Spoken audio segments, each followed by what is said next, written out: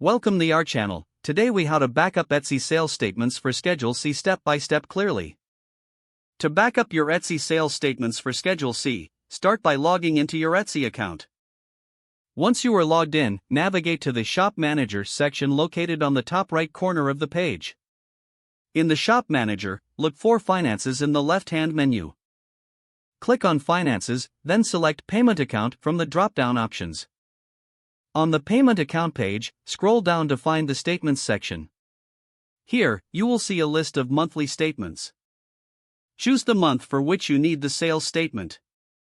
Click on the View button next to the appropriate month. A new window will open, displaying your sales statement. Review the details of your sales statement to ensure everything looks correct. To save the statement, locate the Download button usually found at the top right corner of the statement window. Click on Download to save the sales statement as a PDF file to your computer.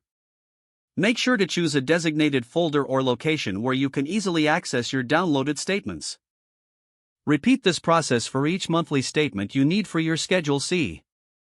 Once you have downloaded all necessary statements, organize them in your chosen folder. Review your files to ensure they are correctly named and easy to identify for future reference.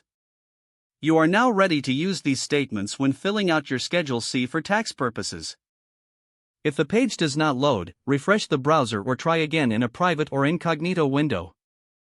Make sure you are using the correct email address, then retype it carefully to avoid small typos. If your password is not accepted, use the Reset option and create a new strong password you can remember. Check your spam folder for verification or security emails, then complete any requested confirmation steps. Enable two-factor authentication if available to improve account security and reduce unauthorized access risk.